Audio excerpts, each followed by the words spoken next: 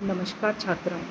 आज हम हिंदी साहित्य की तृतीय वर्ष की कक्षा में हिंदी साहित्य के आधुनिक काल के बारे में विचार विमर्श करेंगे। छात्रों, मैं आप लोगों को बताऊंगी कि हमारे हिंदी साहित्य का काल विभाजन किस प्रकार से किया गया है और इसे आधुनिक काल को किस प्रकार किस समय इसका प्रारंभ माना जाता है। आधुनिक युग का प्रारंभ 1850 से माना जाता है। इसका प्रथम चरण भारतेंदु से संबंधित रहा है, अर्थात भारतेंदु के समय से ही आधुनिक काल का प्रारंभ माना जाता है। भारतीय और यूरोपीय संस्कृति और आदर्शों के संघर्ष से भारतीय जीवन में नवजागरण काल प्रारंभ हुआ और नवजागरण काल हम उसे ही कहते हैं जब हम किसी काल में एक नए कार्य की शुरुआत करते हैं या साहित्य के क्षेत्र में हमने नई शुरुआत जब की थी तो हम उस आधुनिक काल के साथ साथ इस काल को नवजागरण काल भी नाम दिया गया था। प्रथम स्वतंत्रता संग्राम के असफल होने के बाद उन शक्तियों का ह्रास हुआ जो मध्यकालीन समाज व्यवस्था और संस्कृति की पोषक थी। उनका पराभव होने से एक नवीन आर्थिक और राजनीतिक प्रणाली का सूत्रपात हुआ।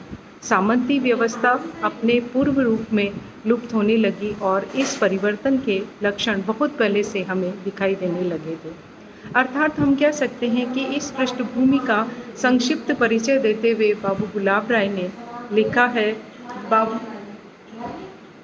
बाबू गुलाब राय ने लिखा है, अंग्रेजी राज्य के आने से लोगों का ध्यान जीवन की कठोर वास्तविकताओं की ओर गया। जीवन संग्राम बढ़ा और साथ ही जातीय जीवन की जागृति हुई। लोग अपनी सभ्यता को महत्व देने लगे।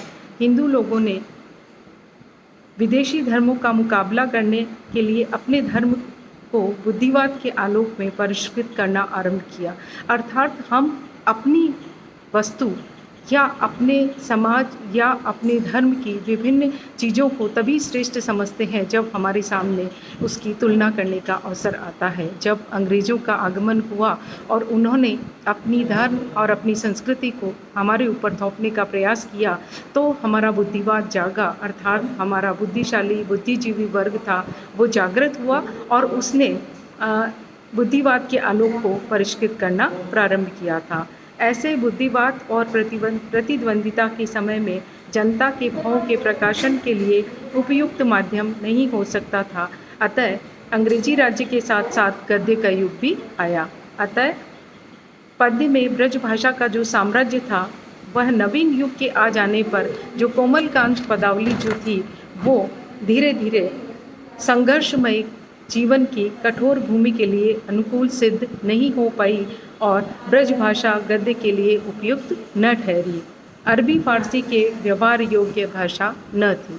छात्रों, हमने आधुनिक काल के बारे में चर्चा की। अब मैं आपको इसके बारे में विस्तार से बताऊंगी कि आधुनिक काल के आने की क्या प्रवृत्तियां रही, क्या परिस्थितियां रही जिनके कारण हमारे हिंदी साहित्य में जो ब्रज भाषा का एकाधिकार था वो एकाधिकार किस प्रकार खत्म हुआ और हमारी खड़ी बोली हिंदी ने अपना स्थान बनाया। नमस्कार, धन्यवाद।